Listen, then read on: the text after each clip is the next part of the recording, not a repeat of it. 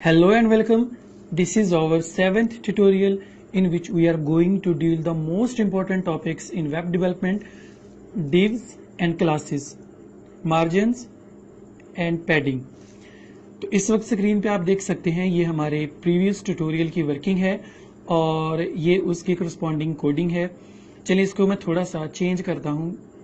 ये कुछ एडिशनल चीज़ें हैं जो कि हम इस ट्यूटोरियल में नहीं चाहते, तो फिलहाल मैं उन सब को रिमूव कर देता हूँ और इस पैराग्राफ को मैं रिप्लेस कर देता हूँ किसी और पैराग्राफ से।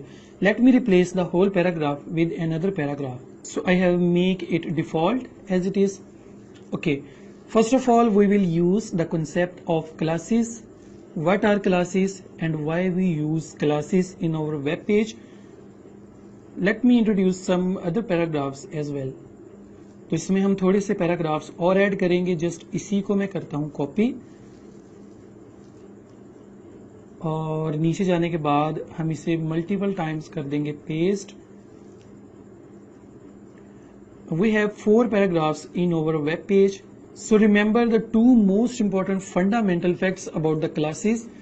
And first of one is same class can be used on different contents and different classes can be used on the same content. These are the 2 most fundamental properties of classes. First of all, चलिए हम देखते हैं classes क्या होती हैं।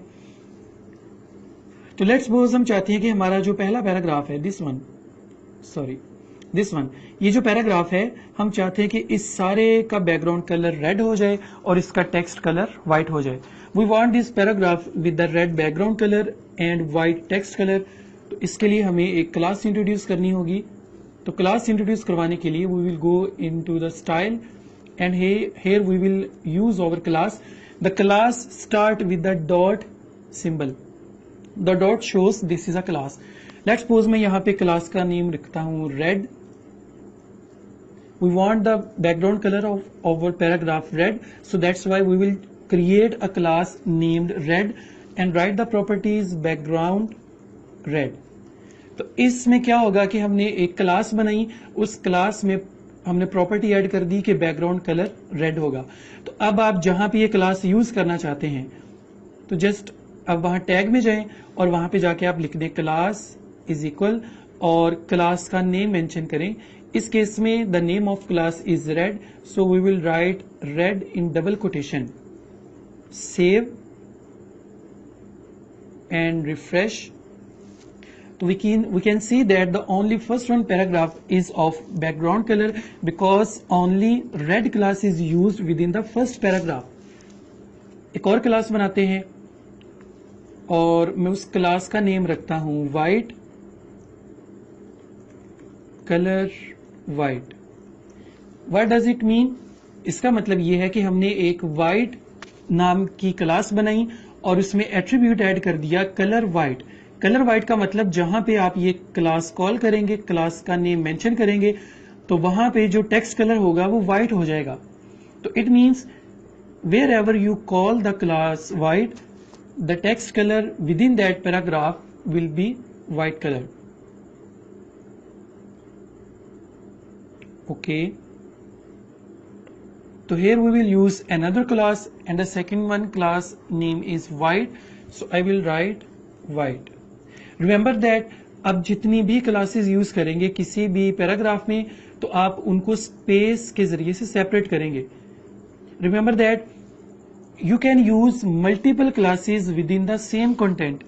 It means here we use 2 classes.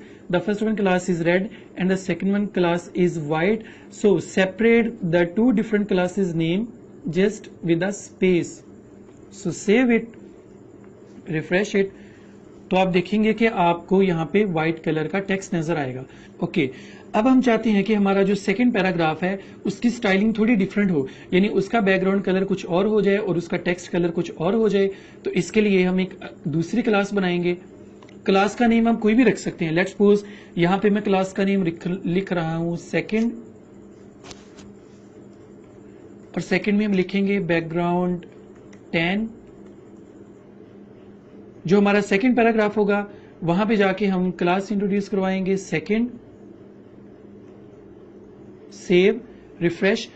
तो देखिए आपने सेकंड पैराग्राफ में सेकंड क्लास यूज कर ली. In the same way, we can make multiple classes of different attributes, and we can use multiple classes. We can use multiple classes on same content. This one was the most fundamental point that I have described earlier.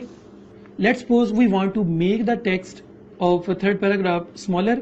तो फर्ज करें कि हम जो third paragraph है उसका text small size में बनाना चाहते हैं, तो इसके लिए भी हम इनलाइन स्टाइलिंग भी कर सकते हैं या हम इसकी क्लास बना सकते हैं. तो हम इसकी क्लास बनाते हैं स्मॉल फॉन्ट. तो ये देखिए मैंने अंडरस्कोर यूज किया. This is also important to use underscore because there must no space between the class name. So if you want to make a space, then you will have to write the underscore symbol between two different names of the same class. तो small font के नाम से हमने class बनाई और उसमें attribute हम लिखेंगे फॉन्ट साइज. लेट्स सपोज मैं फॉन्ट साइज इसका करना चाहता हूं 12px. Save, refresh. सॉरी, हमने क्लास नेम को कॉल नहीं किया. तो थर्ड पैराग्राफ में जाके हम यहां पे क्लास कॉल करेंगे स्मॉल फॉन्ट, सेव, रिफ्रेश. तो you can see that the text of the third paragraph is smaller in size because we have use the class in which the property is font size small. तो हमने small font के नाम से class बनाई और उस class में attribute add कर दिया कि उसका फॉन्ट साइज 12 पिक्सल होना चाहिए. तो अगर हम इसकी स्टाइलिंग करना चाहते हैं, फॉन्ट स्टाइल चेंज करना चाहते हैं, तो जस्ट आपको यहां पे जाना होगा और जाके लिखना होगा फॉन्ट फैमिली. फॉन्ट फैमिली में आप डिफरेंट किस्म के फॉन्ट यूज कर सकते हैं. तो जस्ट हम स्पेसिफिक फॉन्ट्स यूज करेंगे. तो यहां पे हम यूज करते हैं एरियल. Save, refresh. तो ये देखिए इसकी स्टाइलिंग थोड़ी चेंज हो गई. थोड़ा सा और फॉन्ट चेंज करते हैं. मैं यहां पे लिखता हूं comic sans MS. Save, refresh. This one is some cartoonic font. This is a interesting font. In the same way जो हमारा लास्ट पैराग्राफ है उस पे भी हम स्टाइलिंग ऐड कर सकते हैं with the help of class. In the same way जो हमारा लास्ट पैराग्राफ है उसमें भी हम स्टाइलिंग कर सकते हैं with the help of class. So let's get to the next topic and that is ID. ID tag हम कब और क्यों यूज करते हैं. मैं इसको जरा दोबारा से रीडू कर देता हूं, यानी क्लासेस हम यूज नहीं करेंगे, इसको मैं पहले जैसे ही फॉर्म में चेंज कर देता हूं.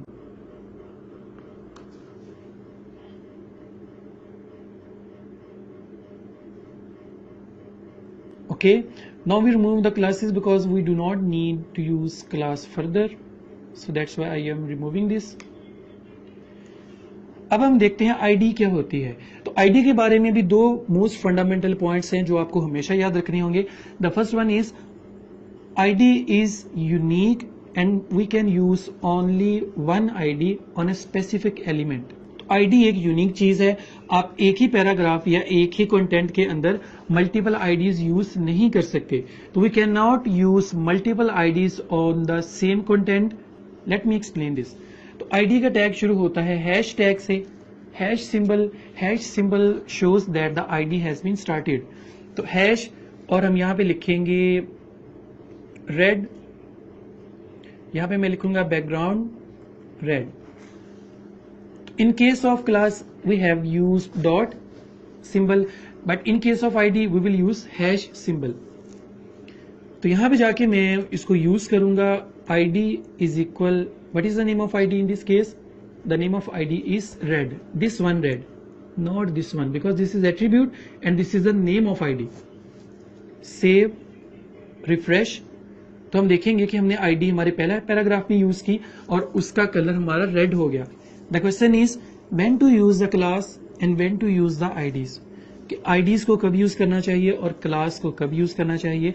The question is simple कि अगर आप किसी पैराग्राफ में मल्टीपल स्टाइलिंग चाहते हैं तो चूंकि हम क्लास को मल्टीपल टाइम लिख सकते हैं, तो इसलिए अगर आप एक कंटेंट में मल्टीपल चेंजिंग चाहते हैं, मल्टीपल स्टाइलिंग चाहते हैं, तो फिर आप क्लास यूज करें.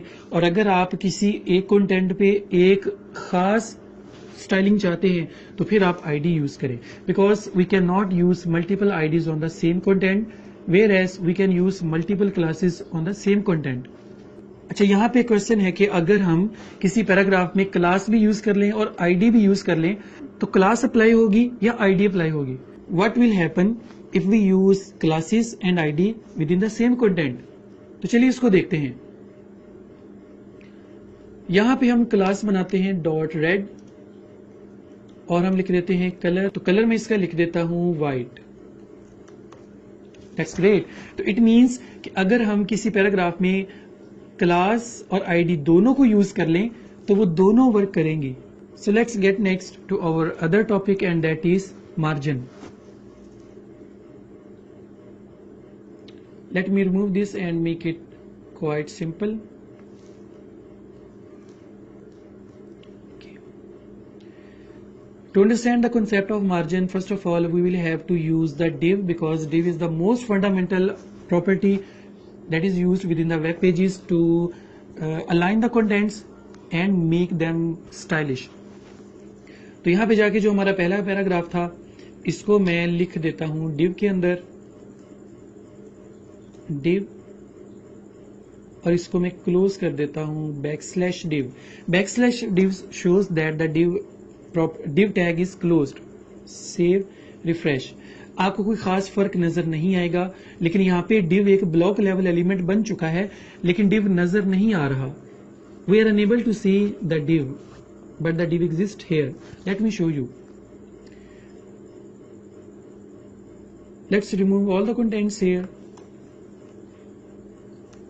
Refresh, go there and add some BR tags multiple times in order to get a scroll bar. Okay. अगर मैं div में जाके थोड़ी सी स्टाइलिंग करता हूं, div background silver, save, refresh, तो देखें ये आपके div है जो कि नजर नहीं आती, क्योंकि div का डिफॉल्ट कलर व्हाइट होता है और वेब पेज का कलर भी व्हाइट होता है, तो इसलिए ये div का कलर हमें नजर नहीं आता। Let's suppose we want to move this div from top to bottom, तो इसके लिए हम यहाँ पे जाएंगे और यहाँ पे जाके हम लिखेंगे मार्जिन टॉप। मार्जिन को आप ये अंडरस्टैंड कर लें कि margin means to move. Margin का मतलब आप ये अंडरस्टैंड कर लें, margin means to move something. Margin top means to move something from top. How many pixels? 20 pixel. Save, refresh, तो देखिए थोड़ा सा नीचे मूव हुआ है लेकिन नजर नहीं आ रहा, तो मैं इसकी थोड़ी वैल्यू बढ़ा देता हूं, 80 लिख देते हैं। सेव, रिफ्रेश, तो we can see that the div has been moved from top to bottom 80 px. Similarly, if we want to make the div from bottom to right, we will have to write just margin bottom. Save, refresh, it will go to the original position. तो ये आपकी original position में चली जाएगी। इसी तरह से अगर आप इसको लेफ्ट से मूव करवाना चाहते हैं, if we want to move it from left, just go there and write margin left, save, refresh, तो आप देखेंगे कि आपको ये लेफ्ट से 80 px मूव हुई नजर आएगी। इसी तरह से अगर आप इसको राइट से मूव करवाना चाहते हैं तो we will go there and type right, save, refresh, it will move 80 px from the left. So margin means to move some content.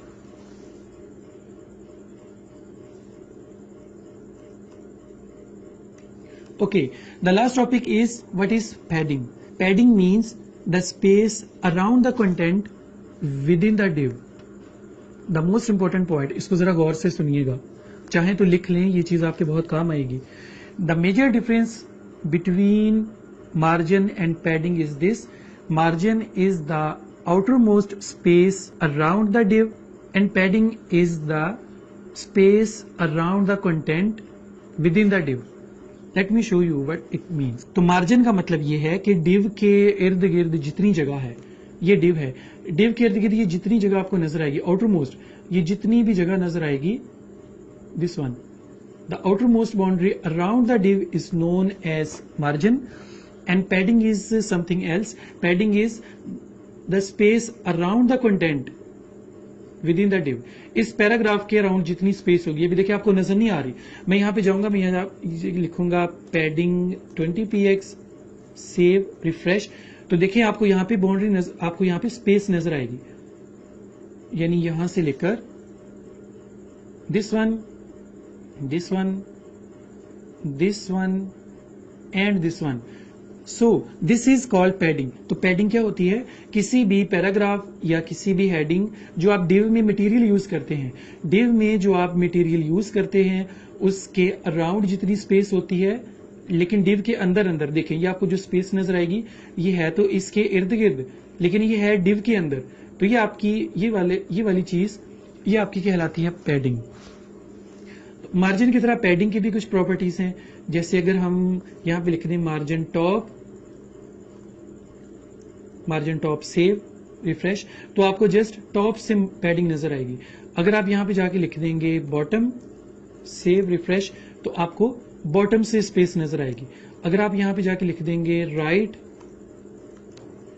तो आपको राइट से ये चीज राइट से नजर आएगी। अगर आप लेफ्ट लिख देंगे तो आपको लेफ्ट से नजर आएगी। अगर आप कुछ भी नहीं लिखेंगे, if we just mention the padding, तो what will it do? It will apply the padding in all the directions, left, right, top, bottom, refresh. तो ये देखिए आपको टॉप, राइट, बॉटम, लेफ्ट, तो आपको चारों तरफ से ये चीज नजर आ जाएगी। तो ये था हमारा ट्यूटोरियल जिसमें हमने देखा classes and IDs, margin and padding. So keep practice, see you next time. If you have any question please feel free to ask. आप चाहे कमेंट सेक्शन में पूछ लें या मुझे इनबॉक्स करके पूछ लें। अपनी प्रैक्टिस जारी रखें। Take care, see you next time. अल्लाह हाफिज।